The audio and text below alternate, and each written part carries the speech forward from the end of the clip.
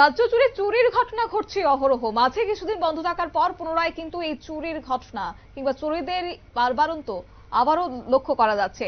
উল্লেখযোগ্য বিষয় হচ্ছে যে শারদীয়া দুর্গোৎসবের নবমীর সকালে উত্তর ত্রিপুরার ধর্মনগর সাব জেল থেকে 6 জন সাজাপ্রাপ্ত আসামির ফিল্মি কায়দায় পালিয়ে যাওয়ার পর থেকে জেলা জুড়ে বাড়ছে চুরি সঙ্গে ডাকাতির ঘটনা।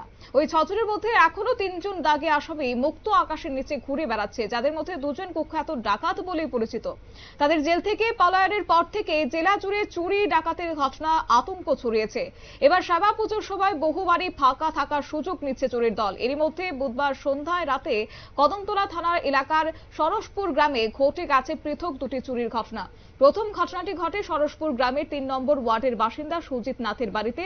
গৃহস্থ জানান যে তিনি সপরিবারে বুধবার সন্ধ্যা নাগাদই শ্যামা পুজো দেখতে বেরিয়ে পড়েন এবং রাত প্রায় 10টা 30 মিনিটে বাড়ি ফিরে দেখেন ঘরের তালা ভাঙা।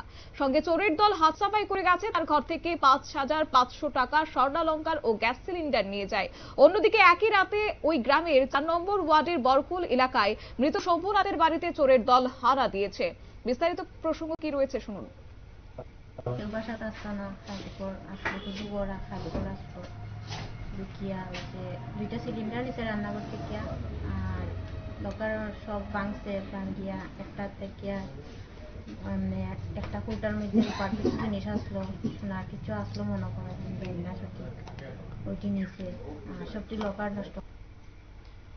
আপনারা শুনলেন। তবে চোরেদের এই বারবারন্তে কিন্তু এখন সাধারণ মানুষ নিরাপত্তাহীনতায় ভুগছেন। তবে যদিও এই কদমতলার দুটি পৃথক ঘটনাতে এখন পুলিশ কতটুকু সতর্ক ভূমিকা গ্রহণ করে, রাজ্য জুড়ে কতটা সক্রিয় হয় পুলিশ প্রশাসন, তা আবার লক্ষণীয় বিষয়। নিয়ে নিচ্ছি ছোট্ট একটি বিজ্ঞাপন বিরতির সঙ্গে থাকুন।